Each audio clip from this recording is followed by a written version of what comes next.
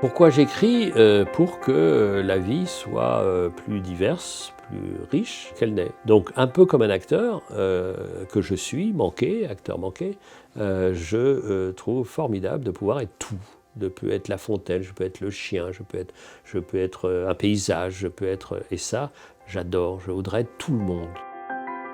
Moi, je suis quelqu'un de très discipliné, pour ne pas dire maniaque, et j'écris tous les matins, à partir de 7h30, 8h moins le quart, jusqu'à 9h30. Je ne suis pas du tout quelqu'un dans l'impulsion ou dans le geste graphique, mais au contraire, je trouve que l'écriture est une leçon de patience. Gauguin, qui est une de mes passions, Paul Gauguin, disait qu'il faut avoir la logique du corail, millimètre par millimètre. La première phrase est toujours très importante. C'est un peu celle qui lance la chose. C'est une phrase qui m'a hantée pendant plusieurs mois sans que je sache exactement ce que j'allais en faire. J'avais une histoire d'un côté et j'avais une phrase de l'autre. Les obus pleuraient au loin dans la nuit. Je ne sais même plus exactement ce que j'ai dit, ce que j'ai écrit. Et donc ça pose complètement déjà l'atmosphère, le cadre. La nuit, le son, le silence, des gens qui écoutent. Le plus difficile, c'est d'écrire la dernière phrase. Les débuts, c'est toujours excitant, on s'y plonge. La première phrase, on a... C'est comme une petite mort, la dernière phrase alors aussi. que la hein. dernière phrase, enfin ouais. Ouais. Terminer, c'est... Et en même temps, quand on l'a, la dernière phrase, on sait que c'est la dernière phrase, immédiatement. Alors que la première, Ouais, on a pu en écrire 20 000. Ouais. La dernière phrase, on a su tout de suite, elle n'a jamais bougé de toute l'écriture du texte. C'est ça qu'il a écrit d'ailleurs. Soudain, quand je me mets à écrire un livre, les personnages s'imposent et j'ai l'impression de me les trimballer dans le dos. Comme là, j'ai été investie par le personnage de Jeanne Hébuterne, qui a été la muse de Modigliani, et son dernier amour. Jeanne Hébuterne a vraiment parlé à travers moi pendant, à mon avis, 18 mois. Et j'ai mis du temps à me débarrasser d'elle.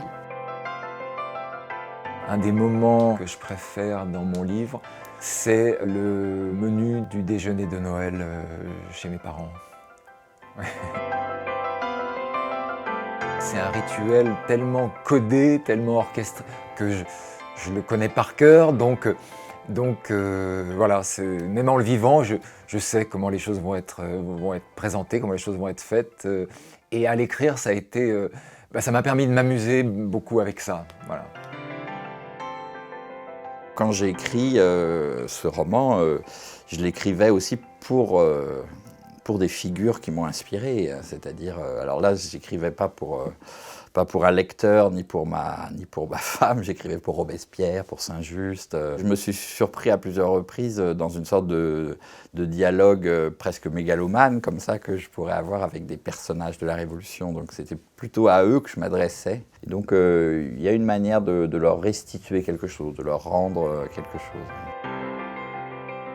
J'ai écrit un texte qui est une sorte de missive à mon père et que j'ai écrit après sa mort. Donc c'est un texte qui m'a nourrie au-delà de ce que j'avais imaginé et de fait j'ai eu l'impression que je m'inspirais, puisque c'est un récit personnel, de la vie pour écrire ces lignes, et à la fois, bizarrement dans ce projet, j'ai l'impression que ce projet réinjectait de la vie dans ma vie et du coup ça a été un espace d'affranchissement et de réalisation, enfin vraiment.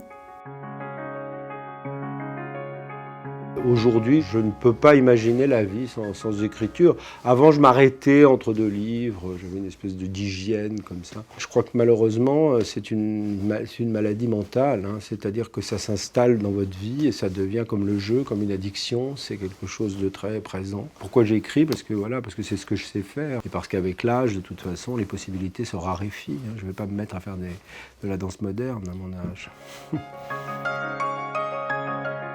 On ne m'a pas donné de conseils en particulier pour écrire. Par contre, mon père m'a dit que j'en étais capable. Et comme je lui fais confiance, je l'ai cru. Et j'ai pris du temps à dire que j'étais écrivain. Avant, je disais j'écris.